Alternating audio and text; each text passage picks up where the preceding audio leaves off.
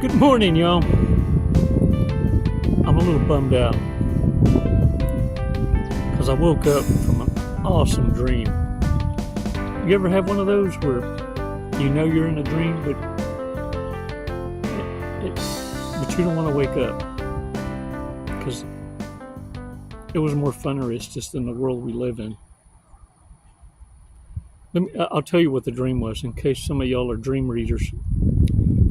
Maybe you can comment in the remarks and tell me what it was, what it meant. I don't know.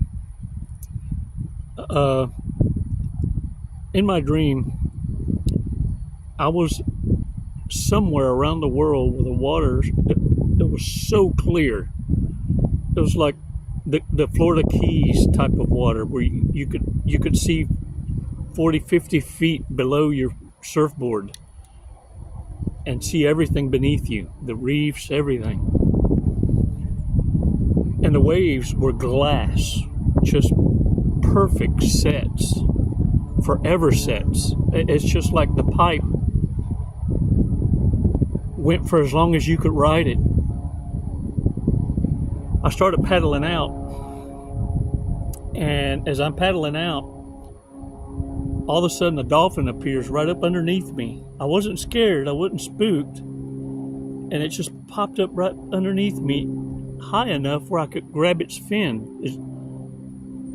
And when I grabbed onto it, it was pushing me out with it toward the lineup, toward the setup of the waves. And then when I went to turn around, I could grab onto him again, and he pushed me as if to start the setup on the ride where I could come down off the crest of the wave perfectly and lay up. As I'm hugging the wall of the wave, the wall's coming in, and the wave is riding left. I'm in the tube, and the dolphin is in the wall right there with me. And I know I'm in a dream because I could breathe through the spray inside the tube. And I could see with clarity, and my feet weren't hurting. I didn't have the jello legs. I was not even out of breath, just enjoying the ride. I'm looking around. I got my head on a swivel, and I'm looking around, wishing there was someone that could witness it with me.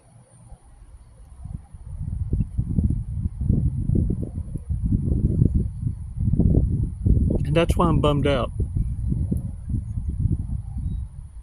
I experienced this ride so vividly, I could taste it. And then I woke up. Dang it, man. Crushes the soul. But I'm so glad, at least now, I'm able to share it with you. And I hope you enjoyed the ride like I did. Warriors, today we're going to talk about who hurts a narcissist the most, hardest. An insight from another warrior. This one didn't leave a name, but I could tell just by the way it was written, they met the criteria of a warrior that experienced this through an experienced journey in life. It's not a textbook throwing eloquent medical terms, of some of these professionals just like blowing air up their own asses, and you can tell, you know what I'm saying? It's just, it's monologued. And I think they're from the other side of the pond, not from the States. And now I'll show you where the cliffhanger is, because once I read that part, I went, at least I know where they're not from. Before we do that, though, I'm also going to read some remarks, some comments from y'all, from the tribe. You need to hear each other out loud, and you need to be validated for the position you've taken because you are a victor and you're speaking from the victory, sharing, not shying down, not being silenced by the shallow-minded, those in arrested development, the cowards, the ones that, as a last resort, when they got nothing intelligent to say or debate, resort to violence.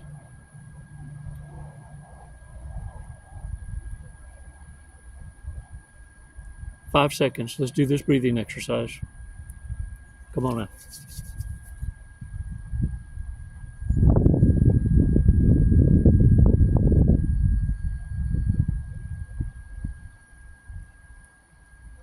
Release slowly.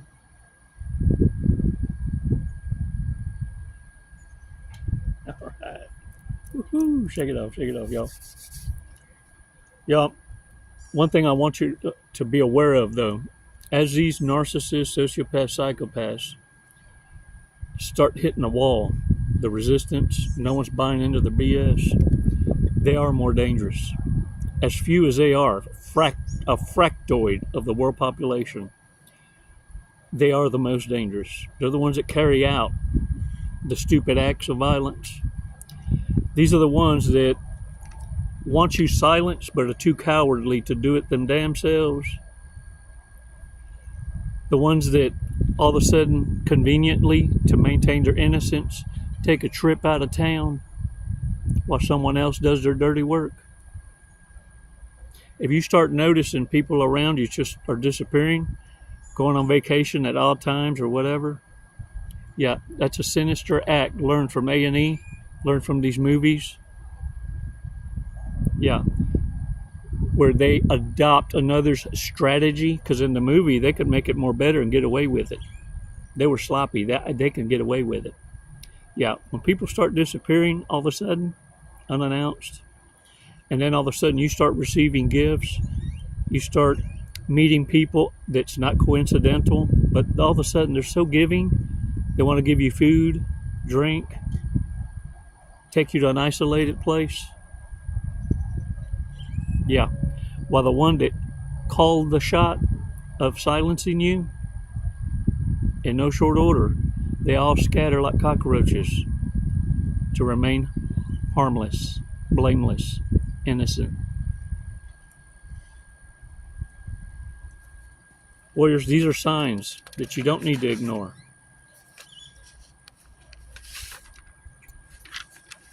Some of the remarks that I want to share with you were from videos that were published. This one's from Duna, was the avatar name. When people treat you like you're one of many options, help them narrow their choice by removing yourself from the equation. Sometimes you have to try not to care, no matter how much you do. Because sometimes you can mean almost nothing to someone who means so much to you. It's not pride, it's self-respect. Don't expect to see positive changes in your life if you surround yourself with negative people. Don't give part-time people a full-time position in your life. Know your value and what you have to offer, and never settle for anything less than what you deserve. Many blessings, Jesse and the Warriors. Man, thanks, Duna, for sharing that. This other one's from Rancho Sin Nombre, Ranch Without a Name. One of the most heartbreaking things I've noticed about folks who struggle with these tendencies is reputation. It will come first before safety and accountability. It's very difficult to contend with someone's fantasy world they do not want to leave. Signed off, A. Eva De Villa. As much as I watch videos, I still rediscover how much I do not know who I'm dealing with. And all that because of the therapists and academics who actually gave me very wrong lenses to see clearly. I think all therapists and academics should be held responsible under legal charges because they have the arrogance to lead innocent people into the wrong direction. Actually, all therapists also enforce the idea that the good guy is there underneath some imaginary wounds, which is total bullshit. That's why I say you went through this boot camp, this journey. Some of y'all raised in the insane asylum, so you could identify who it is you seek advice from or coaching. See, now the responsibility is yours, because you can't unknow what you know. You know what I mean? Because with real eyes, you can now see the real lies. Now do you realize? Yeah. Love you, Coach. I'm at the point I've dropped religiously watching narc content because I've healed enough. It's a miracle, but I like to visit your church just 'cause. Whew, thank you, Kay. I appreciate it. Michael says, good stuff, Chico. We can be hard on ourselves. It's good to remember that the Lord wants us to stop. Your love and trust have conditions, don't it? Woo, it's so satisfying to be wrong. And now apply what you learned as wisdom. Yeah, time to get your asses off that couch, isn't it? Start accomplishing something. Yeah. So you can feel more better bestest tomorrow about what it is you need to achieve to do more better bestest than yesterday. Can I get a what? Yeah. Who hurts a narcissist the mostest? Ooh. Yeah, we're going to dive into that.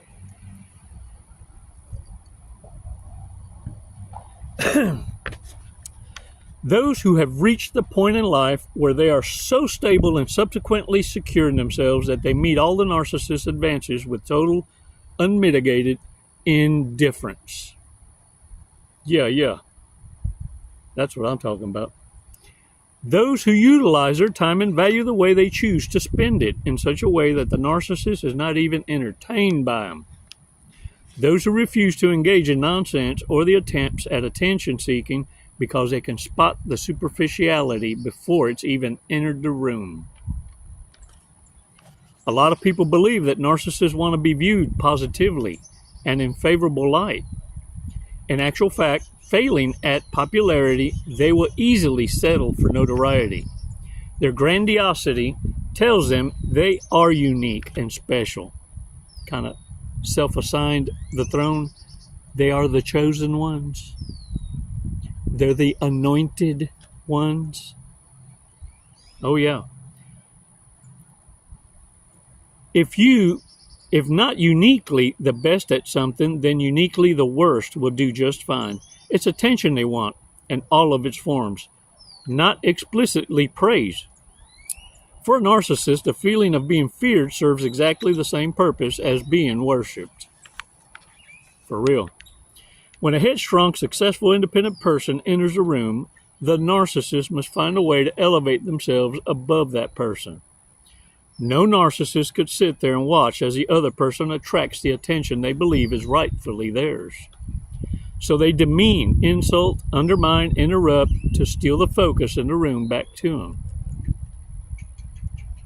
The psychopath stands in the corner, though, studying tactically so they can become you.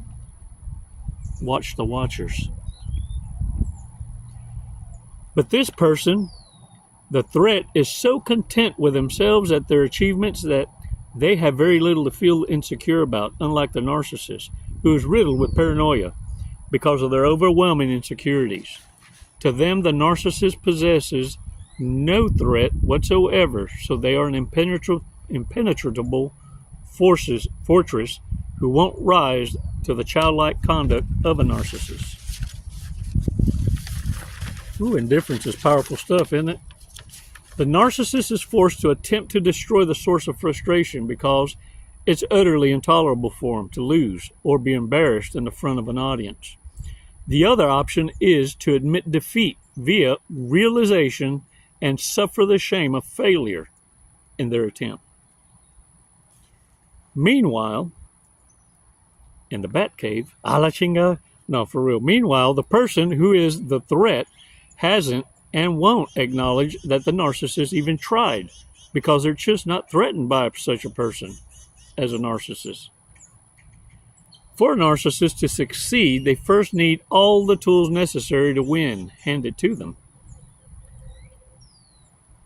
There could never be a Jezebel without an Ahab. Remember that.